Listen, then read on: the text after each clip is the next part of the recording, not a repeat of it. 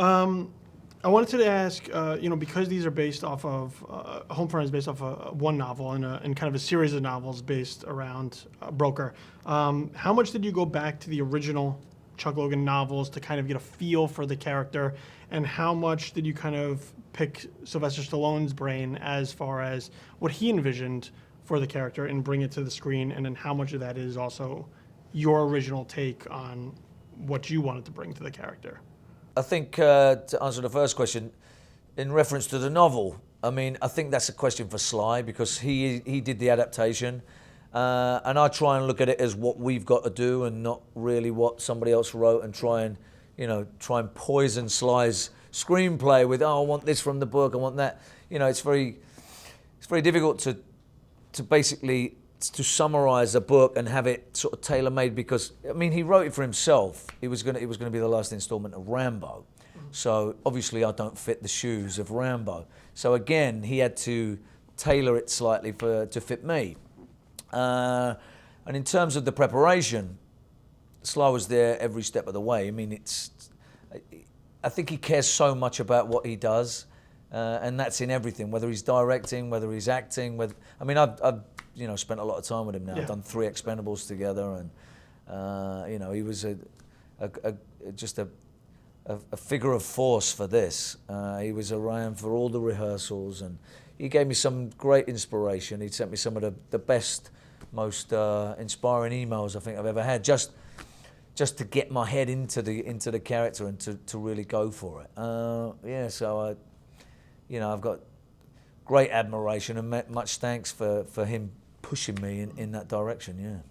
There's a dynamic with Gator in this that is interesting, because you're both trying to do right by your family, but in drastically different ways. You're trying to protect your daughter and your home front, and he's trying to, protect the pride of his family. So there's this dichotomy of 2 different characters trying to go about the exact same thing, but in totally different ways. Right. So when you're dealing with a character dynamic like that, especially with James Franco, do you kind of figure out how you're going to play this off of each other?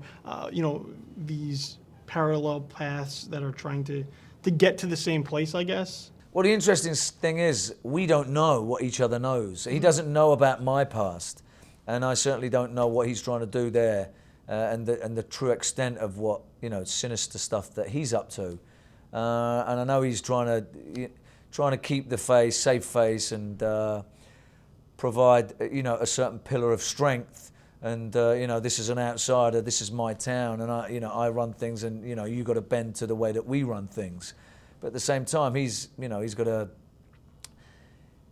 lay low. He don't want people. He's just resisting in using the tools that he's got in his back pocket. And I think that makes it all the more interesting, because when push comes to shove, at the right moment, it's just going to be too much. There's only so much that you can do in terms of pushing this kind of a character before the tools come out. And I think the audience is sort of relishing that sort of thing. When is it going to happen? How is it going to happen? At what point? Can they get out of town? Are they going to escape before it all gets too bad, when they start stealing pets and puncturing tires? You just know that it's getting out of hand. What starts as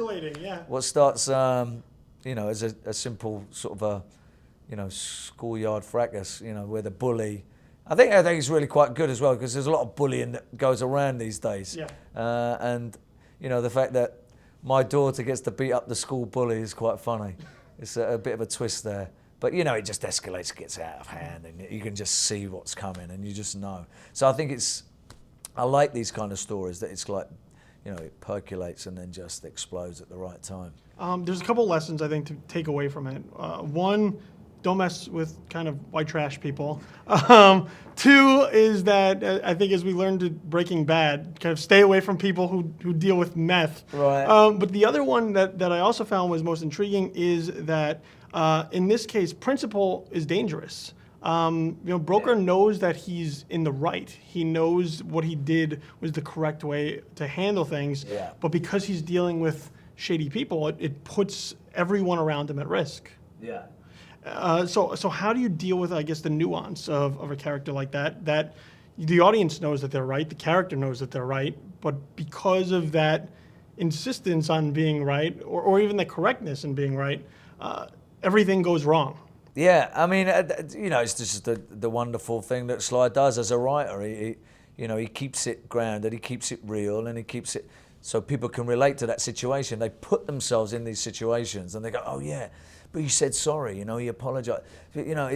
They can really get behind his side of the story, and then you can just understand the stupidity of why they're doing what they're doing, and because it is about pride, and people, do succumb to that a lot. It's all about ego and how they, it's a great story. It's a great tale, and I think, the balance of having those two sort of elements just, work really, really well. You've people always mess with your things, and then you kick their ass. Your family or your mentor or your money. Is there anything that if someone messed with, you could kind of just let it go? All of those things. We live in a world where, I think it's hard to, deal with certain sort of mentalities. And the best thing is to do just like this guy did, try and do it try and diffuse a situation, and, I think it's always the best way, but sometimes you can't, there's just a limit to what you can do. But this is a movie, and I don't find myself dealing with meth heads and silly people like that. Thank God.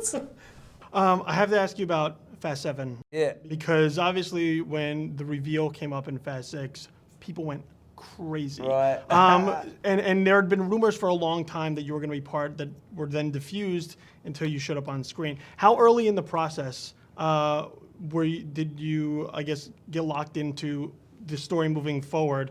And then, because everything right now is very, very secret, can you give us any hint as to what we can expect from Ian Shaw as, more than just he's out kind of for revenge? It's really tough because I'm going to dig a very deep hole. It's hard for me to talk openly and freely because I know they're so protective. It's a big thing, and if I'm the one who gives the spoilers away, they're gonna. It was a great moment when it happens and you're watching it with people. No one saw it coming, and when you show up and it's Statham, it was just a great moment. But at what point did you get locked into the process? Was it very early on in 6 when they're putting it together that they kind of pieced this arc together for you to come into 7, or was it much later when they had a lot already kind of set up? Yeah, there was talks of, I've been trying to, find a way into this franchise through the last one, and the things didn't line up for me. Something happened, and I never found a place for me to get in there. And in the end, they come up with a great idea. They went, "Oh look, what do you think about this?" Sounds good to me. And it was just like that. And then so when they put that together, then the pressure's on to write a justifiable reason for me to be featured in the next one.